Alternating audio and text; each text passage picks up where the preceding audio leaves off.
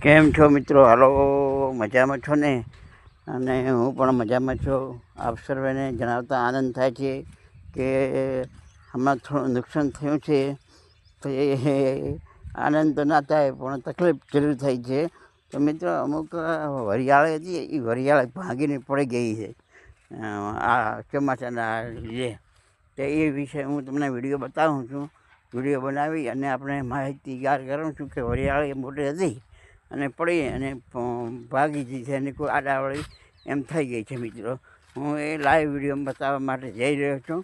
આ માર્ગે થઈ અને અમારે આ સિરજ છે, અમારી પાસે જ છે એ વરિયાળી મારી પોતાની. અને આ જુઓ મિત્રો, આ શીરો આવે છે અને આ શીરા થઈ અને એ વરિયાળી વિશે હું તમને માહિતી આપું. જો વરિયાળી કેવી ભાગી અને પડી ગઈ છે. હવે એને ઊભું થતાં વાર બી વાર પણ લાગે. આ જુઓ મિત્રો, વરિયાળી આ પડી ગઈ છે, પાકીથી એકદમ સારી.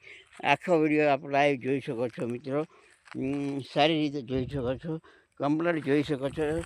દેખો મિત્રો, આ વરિયાળી આખી છે આ પડી ગઈ હતી વાયરાની અને નુકસાન થઈ ગયું છે. જુઓ મિત્રો, ડાળીઓ ભાગી છે, અમુક આખી પડી ગઈ છે. અને આવી રીતે આ નુકસાન શું છે અમારે વરિયાળીમાં. આ જુઓ મિત્રો, લાઈવમાં જુઓ, આપ બધાને લાઈવ બતાવું તો જે મોટી ઉરી બાજુ એ મોટી હતી એ પડી ગઈ છે, આ વચમાં હતી એ પણ પડી ગઈ છે અને ભાગી ગઈ છે. તો આવી રીતે મિત્રો વરિયાળીને નુકસાન બહુ જ મોટા પ્રમાણમાં થયું છે. વરિયાળીને નુકસાન થયું છે, પ્લસ તમાકુને પણ નુકસાન થયું છે. તમાકુનો વિડીયો નેક્સ્ટ ટાઈમમાં હું બતાવીશ. પણ આ જો મિત્રો, આ વરિયાળીના દાણા કેવા ફૂલ થઈ ગયા હતા, એકદમ ભરપૂર. પણ તેમ છતાં કુદરતને આધીન છે ભાઈ, આપણે શું કરીએ આમાં.